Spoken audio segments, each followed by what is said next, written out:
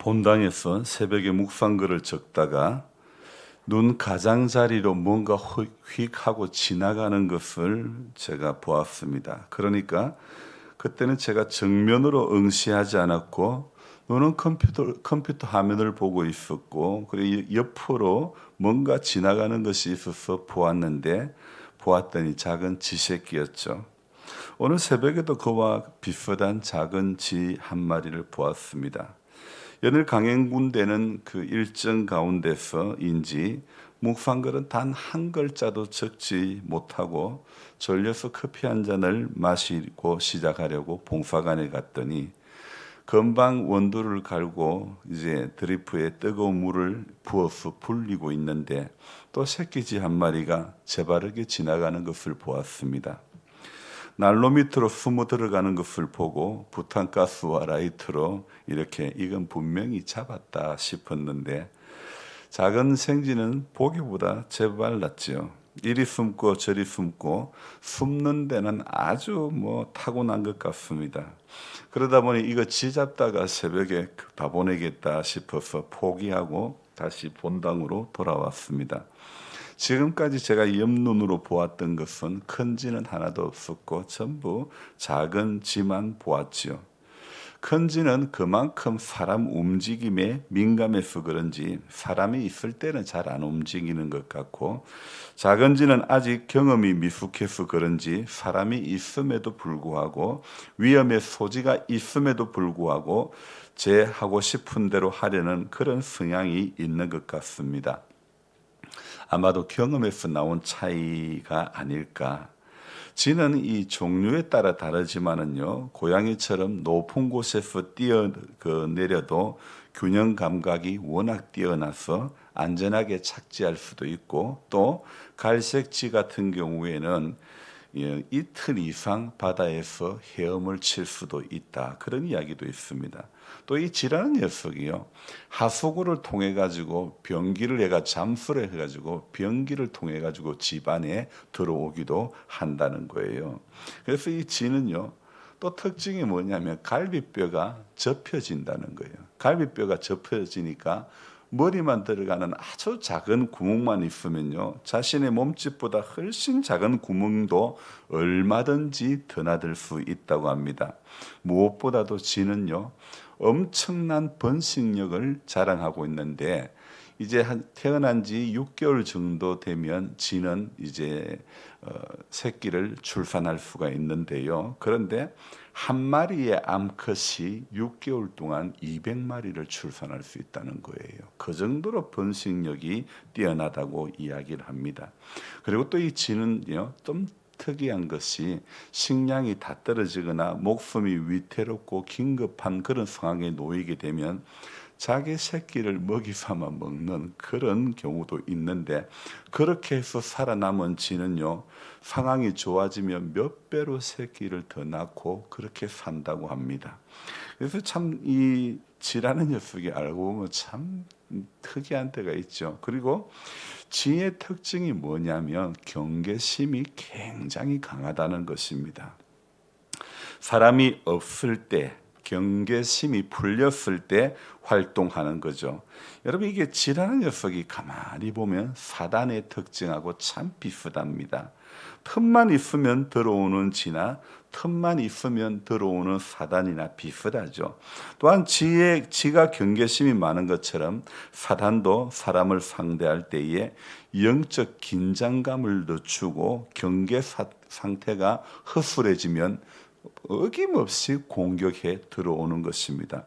그러니 우리 성도는 언제나 영적으로 틈을 주지 않아야 되는 것이고 영적으로 경계태세를 낮추면 안 되는 것입니다.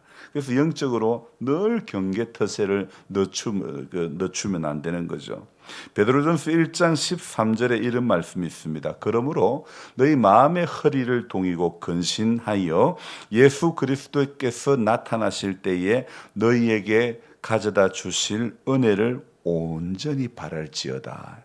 베드로전서 1장 23절의 말씀, 여기에 허리를 동인다는 말은요, 고대 근동의 이스라엘의 복식은요, 의복은요, 어떤 형식이냐면 원피스로 된 긴 그런 의복입니다. 그래서 어떤 이동이나 활발한 움직임을 위해서는요, 옷이 걸림돌이 되지 않도록 허리를 이렇게 줄로 묶어야만 했던 거죠. 그래서 사용했던 말, 바로 이때 사용했던 말이 허리를 동인다는 말이죠. 그렇다면 베드로전서 1장 13절에 마음의 허리를 동인다는 이 말은요, 우리의 신앙과 영혼의 걸림돌이 될 수 있는 것들을 마음의 허리를 동임으로 말미암아 온전히 제거하라는 그런 뜻이 되겠죠. 길게 늘어진 옷을 짧게 동여 매듯 죄에 관해서 여지를 남겨두지 말고 믿음의 여정에 방해되는, 우리 신앙의 여정에 방해되는 사사로운 습관들을 그대로 방치하지 말라는 그런 뜻이 되는 것입니다. 그래서 여러분, 우리가 신앙을 지킨다는 것은요, 다른 말로 하면 마음을 지키는 것이다, 이렇게 말씀드릴 수 있습니다. 마음을 지킨다는 게요, 그런데 이게 생각보다 쉽지 않아요. 마음을 지킨다는 것은 우리의 영역 밖의 문제라는 것이죠. 그래서 이 마음을 지킨다는 것은요, 우리가 지킬 수 있는 게 없고요, 유일하게 우리가 지킬 수 있다면 하나님의 말씀의 끈으로 동여 매는 것밖에 없습니다. 그래서 제가 늘 강조하는 것이 성경을 가까이 해야 된다, 성경 읽어야 된다는 이유가요, 마음의 허리를 동여 매는 방법, 그러니까 마음을 우리가 지키는, 우리 영역 밖의 이 일을 우리가 하기 위해서는요, 그래서 말씀의 끈으로 오늘도 동여 매야 되는 것입니다. 주의 사랑의 줄로 꼭꼭 묶어야 우리 마음을 지킬 수가 있는 것입니다.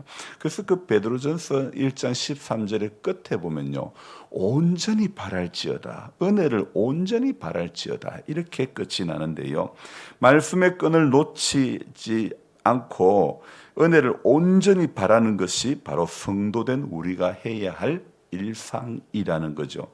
오늘 새벽에 우리가 함께 읽은 이 사무엘상 12장은요, 사무엘의 고별 설교에 해당되는 것입니다. 여러분, 성경에는요, 등장 인물이 마지막 고별 설교하는 그런 내용들이 여러 곳에서 나옵니다.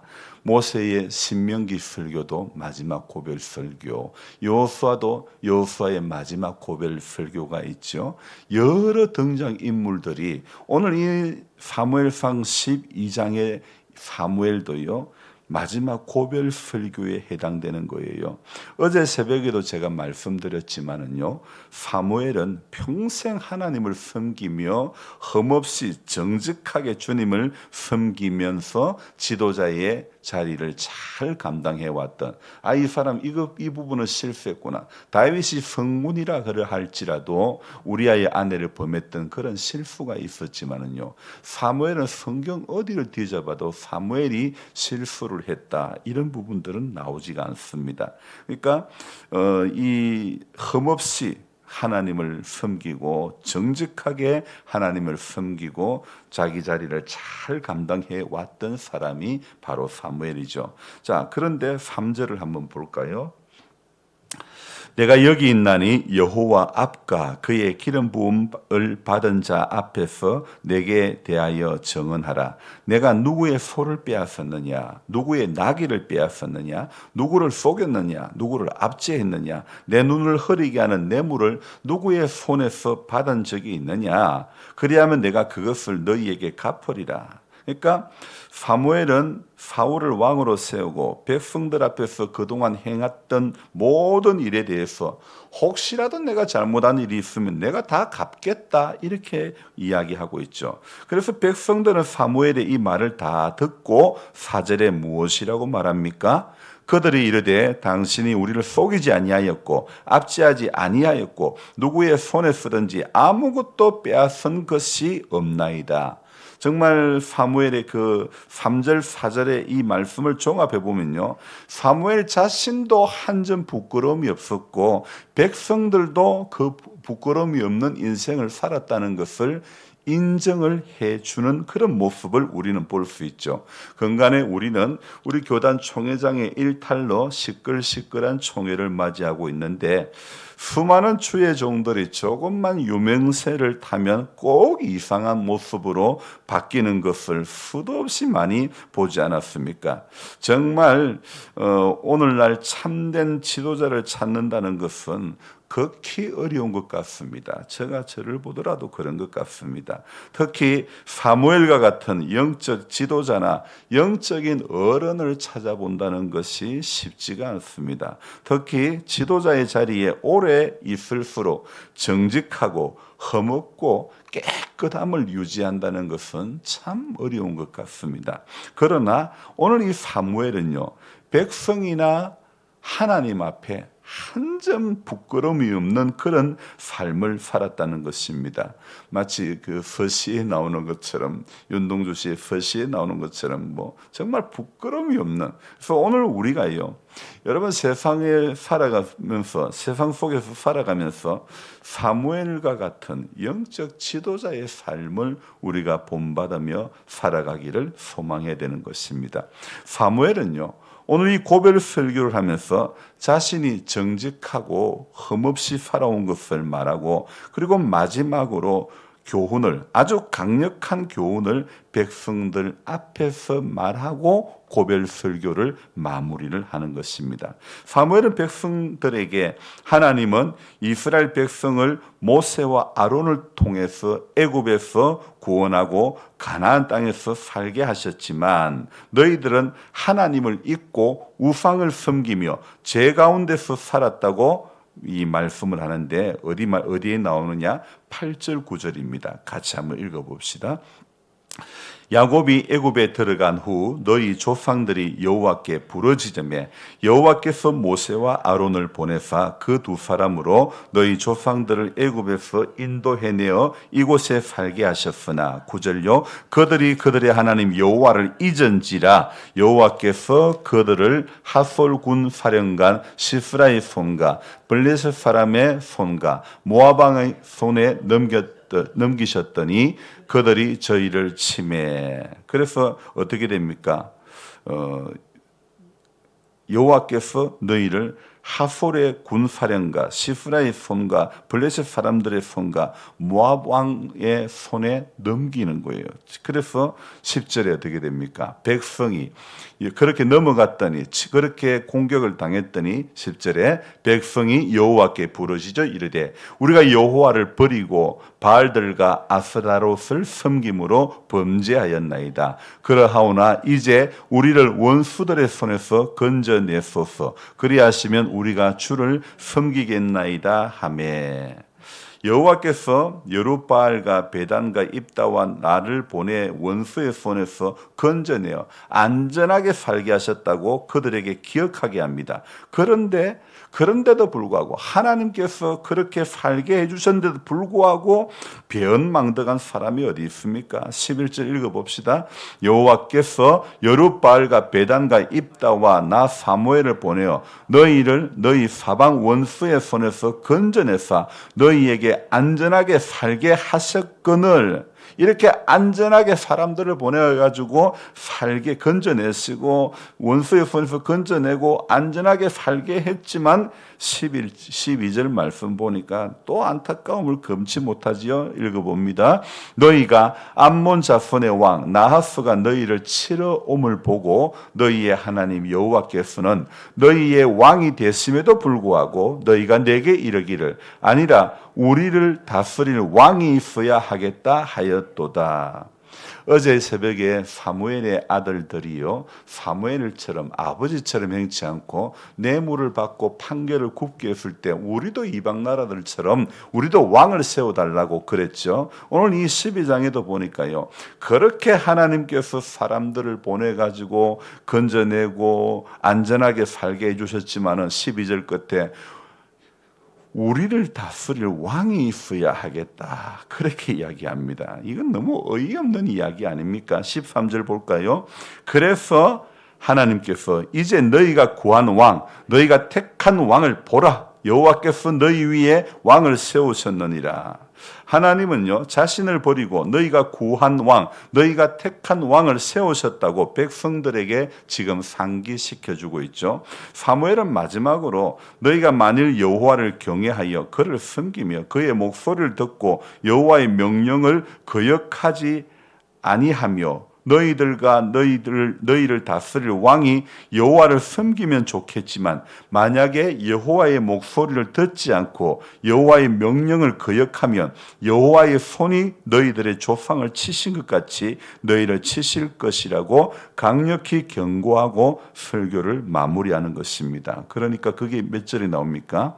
14절, 15절에 말씀하고 있지 않습니까? 여러분 정말이지 매일의 삶이 말씀을 따라가는 그것밖에 없습니다. 영적으로 틈을 주면 꼭 사단이 난리를 피웁니다. 그래서 하나님만 사람 안에 역사하는 것이 아니라 누구도 역사한다고요? 사단 마귀도 역사하는 거예요.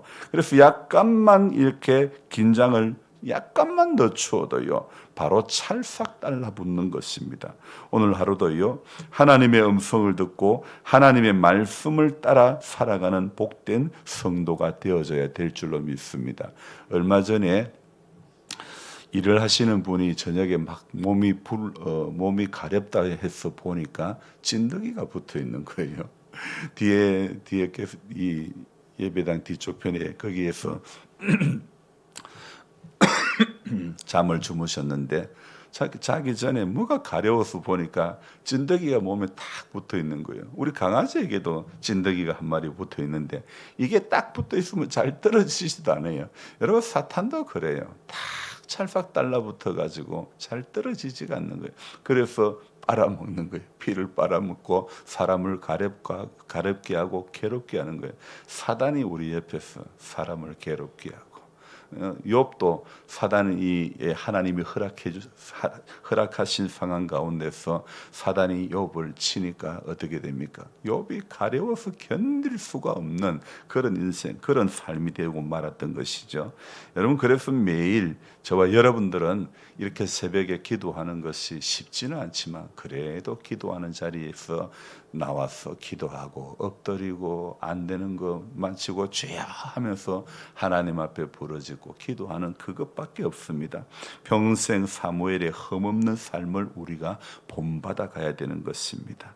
우리가 허물로 인해서 정말 연약한 우리들임에도 불구하고 여전히 우리를 버리지 아니하시는 그 하나님을 바라보면서 오늘도 말씀 가운데서 하나님께서 우리에게 주신 그 교훈 붙잡고 살아가는 복된 하나님의 사람들이 다 되시기를 주의 이름으로 축복하며 기도합니다. 기도하겠습니다.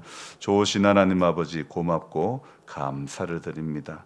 오늘 하루도 하나님을 경외하며 시작하는 시간부터 마치는 시간까지 하나님 앞에서 우리 영적으로 긴장을 늦추지 않고 늘 틈을 주지 않고 말씀과 기도 외에는 다른 유가 없음을 알게 하시고 말씀으로 늘 깨어있고 우리 마음의 허리를 잘 동일 수 있도록 도와주시기를 원합니다. 물어 지킬 만한 것보다 더욱 너희 마음을 지키라고 하셨사오매 오늘도 마음이 약한 가운데 심지가 흔들리는 자가 아니라 심지가 견고한 자가 되어서 하늘의 평강을 늘 경험할 수 있는 은혜가 우리 모두에게 있게 해 주옵소서. 특별히 인생의 연수 앞에서 사람들이 다 이렇게 약해지기 쉬운 가운데 있습니다. 마음이 무너지기 쉬운 가운데 있습니다. 이럴 때일수록 성경 읽고 이럴 때일수록 기도하고 이럴 때일수록 예배 드리는 것이 성도가 살아나는 방법인 줄로 믿습니다. 세상에 어떤 다른 길이 없고 예수 믿는 사람은 예수가 정답인 줄로 믿습니다. 예수님 어떻게 사셨는지 예수님 어떻게 공생의 사역을 감당하셨는지를 생각해 보면서 복음서에서 말씀하신 주님의 교훈 하나하나를 붙잡으며 상석에 앉지 않고 오늘도 말석에 앉으며 하나님 오늘도 깨어 기도하는 하나님의 사람들이 다 될 수 있도록 도와주시옵소서. 약한 가운데 있는 우리 성도님들을 한 분 한 분을 기억해 주시고 언제나 약한 가운데서 강함 되시는 주님을 바라볼 수 있는 믿음의 사람들 되게 도와주시고 어제보다 오늘 예수 더 잘 믿을 수 있고 오늘보다 내일 예수 더 잘 믿을 수 있는 어제보다 오늘 더 예배를 잘 드리고 어제보다 오늘이 더 하나님 앞에 기도 더 많이 하고 성경 더 많이 보고 은혜를 사모하며 한결같은 모습으로 달려가는 모두가 되게 도와주옵소서. 감사를 드리며 예수님의 이름으로 기도드리옵나이다. 아멘. 간절한 마음으로 주여 부르고 기도합니다. 주여, 주여, 주여.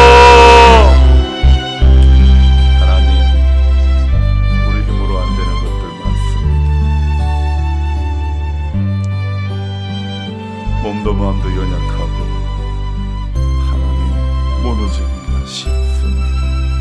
연약한 질그릇 같습니다. 말씀으로 허리를 동이는 것밖에